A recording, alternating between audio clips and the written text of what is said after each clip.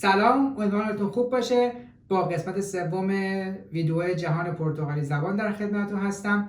در این قسمت میخوام یه بحران سیاسی اتفاق افتاده تو کشور پرتغال با هم بررسی کنیم و فوکوسمون کشور پرتغال هستش و همچنین اتفاقاتی که برای نخست وزیر این کشور افتاده. خب یه ویدیو تهیه کردم، میریم با هم ببینیم و اونجا صحبت ها گفته شده و امیدوارم برای شما مفید باشه. میریم با هم دیگه ویدیو رو ببینیم. پرتغال در گرداب سیاسی، داستانی از بی‌ثباتی، امید و آینده‌ای نامعلوم. در بهاری روشن در مارس 2024 پرتغال نفس تازه‌ای کشید. انتخابات پارلمانی زود هنگام برگزار شد و مردم این کشور ساحلی زیبا که در کنار اقیانوس اطلس آرامش خود را می‌جویند به دنبال تغییری جدید بودند.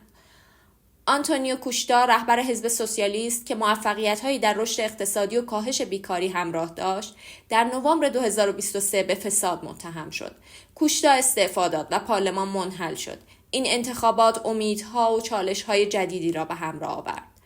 لوئیش مونتنگرو، رهبر حزب سوسیال دموکرات، با لبخندی قاطع و وعده‌هایی برای تغییر مسئولانه به عنوان برنده بزرگترین تعداد کرسی‌ها، حدود 80 کرسی از 230 کرسی پارلمان ظاهر شد، اما پیروزی کامل نبود. حزب او اکثریت را به دست نیاورد و مونتنگرو مجبور شد دولتی اقلیت تشکیل دهد. در این میان حزب نوظهور شگا به رهبری آندره ونتورا با شعارهای تند و پوپولیستی و کسب 50 کرسی به یک نیروی سیاسی قدرتمند تبدیل شد. حزب سوسیالیست نیز با 77 کرسی همچنان بازیگر اصلی بود، اما دیگر در رأس قدرت نبود. این آغاز ماجرا بود، یک پارلمان پر از تنش بدون اکثریت مشخص و آینده‌ای مبهم. پاییز 2024 اما آرامش را از پرتغال گرفت. دولت مونتنگرو بودجه سال 2025 را ارائه داد، اما این بودجه با انتقاد تند احزاب چپ، حزب کمونیست پرتغال و بلوک چپ و همچنین حزب راست افراطی شگا مواجه شد. احزاب چپ می‌گفتند بودجه برای حمایت از خدمات عمومی و کاهش نابرابری کافی نیست و شگا خواستار کاهش مالیات‌ها و سیاست‌های سختگیرانه‌تر علیه مهاجران بود. با وجود اینکه حزب سوسیالیست رأی ممتنع داد، بودجه با زحمت تصویب شد، اما این تصمیم شکاف‌های پارلمانی را عمیق‌تر کرد. در خیابان‌های لیسبون و پورتو معلمان، پرستاران و کارگران حمل و نقل به خیابان‌ها آمدند. هزینه‌های زندگی بالاتر رفته بود. تورم 2.5% باقی مانده بود و مردم احساس می‌کردند دولت به نیازهایشان بی‌توجه است. در مارس 2025 تنش‌ها به اوج رسید. حزب کمونیست پرتغال همراه با متحدان چپ خود، حزب آزاد، حزب مردم، حیوانات، طبیعت، یک مصوبه رأی عدم اعتماد علیه دولت مونتنگرو را ارائه کرد. این اقدام در 5 مارس 2025 در پارلمان رأی‌گیری شد، اما با 126 رأی ممتنع از سوی حزب سوسیالیست و شگا و مخالف قاطع حزب سوسیال دموکرات، حزب مردم و حزب ابتکار ریبلار، مصوبه رأی عدم اعتماد یا موشن سانسور رد شد. این شکست اما پایان ماجرا نبود، بلکه جرقه‌ای برای فصلی جدید از بی‌ثباتی بود. مونتنگرو با کت‌شلوار آبی و دستانی که با قاطعیت در پارلمان بالا می‌برد، در 5 مارس 2025 اعلام کرد که دولتش یک مصوبه رأی اعتماد ارائه خواهد داد. بر اساس برنامه پارلمانی، رأیگیری احتمالاً در 10 مارس برگزار می‌شود. حزب شگا با خشم از بی‌توجهی مونتنگرو به خواسته‌هایش اعلام کرد که علیه موج اعتماد رأی خواهد داد. احزاب چپ نیز به طور قاطع مخالفت کردند و حزب سوسیالیست به رهبری پدرو نونو سانتوش هنوز در تردید است. سانتوش در 5 مارس گفت که حزبش تصمیم نهایی نگرفته، اما اگر دولت سقوط کند، سوسیالیست‌ها با برنامه برای بازسازی اعتماد عمومی آماده انتخابات زود هنگام می‌شوند. تحلیل‌ها نشان می‌دهد که با اکثریت مخالفان حدود 126 رأی، موشن یا مصوبه رأی اعتماد احتمالاً رد خواهد شد که به استعفای دولت و برگزاری انتخابات زود هنگام منجر می‌شود. اما این مصوبه رأی اعتماد تنها به اختلافات بودجه‌ای و تنش‌های پارلمانی محدود نبود. در فوریه 2025 بمب خبری رسوایی شرکت خانوادگی مونتنگرو منفجر شد و پایه‌های دولت مونتنگرو را لرزاند. این شرکت که در سال 2021 توسط مونتنگرو تأسیس شده بود و اخیراً توسط همسر و 2 پسرش اداره می‌شد، از گروه کازینو و هتل سازی سولورد ماهیانه 4500 یورو دریافت می‌کرد. این قرارداد که از ژوئن 2021 برای خدمات مشاوره در حفاظت از داده‌ها ادامه داشت، حتی پس از نخست وزیری مونتنگرو در آوریل 2024 پابرجا ماند.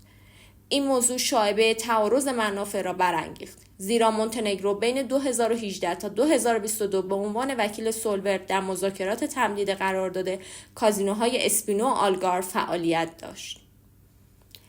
مذاکراتی که اکنون در پایان 2025 باید توسط دولتش بازنگری شود. در 5 مارس 2025 سولورت بیانیه‌ای منتشر کرد و ادعا کرد که این قرارداد تأثیری بر سیاست‌های دولت نداشته، اما انتقادات فروکش نکرد. این رسوایی که به عنوان اتهامی سیاسی و اخلاقی علیه مونتنگرو مطرح شده، اگرچه به صورت قانونی به فساد منجر نشده، اما آتش تنش‌ها را شعله‌ور کرد. مخالفان به ویژه شگا و احزاب چپ این فرصت را طلایی دیدند. آندره ونتورا رهبر شگا در پارلمان فریاد زد نمی شود به دولتی اعتماد که سایه شک و شبهه رویش افتاده. احزاب چپ خواستار شفافیت کامل شدند و پرداختها را نشانه نفوذ منافع خصوصی دانستند.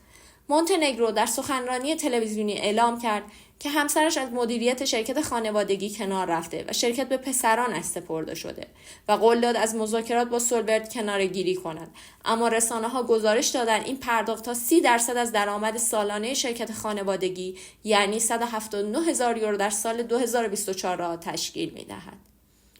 در 5 مارس شرکت سولورت فسخ قرارداد ارائه خدمات با شرکت متعلق به لوئیس مونتنگرو را به نام دفاع از نام و شهرت خود اعلام کرد. شرکت خانوادگی مونتنگرو هم بیانیه‌ای صادر کرد تا نشان دهد که اهدای سهام همسر نخست وزیر به فرزندانش تکمیل شده است و دفتر مرکزی نیز به پورتو منتقل شده است. بحران سیاسی موجود برای دولت مونتنگرو او را وادار کرد که در پارلمان اعلام کند که اگر مخالفان به دولت اعتماد ندارند صراحتاً اعلام کنند وگرنه موشن اعتماد را پیش میبرد. این قمار سیاسی که از 5 مارس علنی شد پرتغال را به لبه پرتگاه برده است. در این میان مارسلو دو سوزا رئیس جمهور پرتغال با چهره آرام اما مصمم در 5 مارس 2025 هشدار داد که اگر موشن اعتماد رد شود انتخابات زود هنگام را به سرعت برگزار خواهد کرد و به تاریخ‌های 11 یا 18 ماه می 2025 برای برگزاری انتخابات اشاره کرد. با احتمال بالای رد موشن اعتماد، پرتغال به سوی آینده‌ای نامعلوم پیش می‌رود. خیابان‌ها پر از بحث و جدل است و مردم منتظرند ببینند که آیا مونتنگرو می‌تواند دولتش را نجات دهد و یا پرتغال به سوی انتخابات زود هنگام و فصل جدیدی از سیاست پیش خواهد رفت. بازرگانان و تجار معتقدند که سرنگونی دولت فعلی پیامدهای اقتصادی در پی خواهد داشت و غیر مسئولانه است که کشور در زمان چالش‌های بزرگ اقتصادی و ژئوپلیتیکی یک بار دیگر در یک بحران پارلمانی غوطه‌ور شود. نظرسنجی‌ها سوسیالیست‌ها را پیشتاز و شگا را در حال رشد نشان می‌دهد. این داستان که از امیدهای بهاری 2024 شروع شد، اکنون به زمستانی پرچالش تبدیل شده. زمستانی که ممکن است با بهاری دوباره و یا به سردی بیشتر منجر شود. خب ویدیو رو با هم دیگه دیدیم. احتمال اینکه این دولت سقوط بکنه خیلی هستش و اگر حزب قبلی دوباره رو کار بیاد خب احتمالاً همون کاری که آقای آنتونیو کوشتا کرده ادامه دار خواهد بود و البته وضعیت مهاجران هم بهتر خواهد بود. ولی اگر حزب شگا به قدرت برسه یکم وضعیت کلا تو پرتغال سخت میشه برای مهاجرین و که امیدوارم اتفاق نیفته و اون حزب قبلی که روی کار بود به کار خودش ادامه بده. حالا باید ببینیم که تو این روزهای اخیر چه اتفاقی خواهد افتاد که اگر این دولت منحل بشه باید منتظر انتخابات تو ماه می باشیم. باز ازتون تشکر میکنم که من حمایت کردین و میکنید. متشکرم. صمیمانه از قلبم از همتون سپاسگزارم. ویدیو بعدی میبینمتون. خدا نگهدار.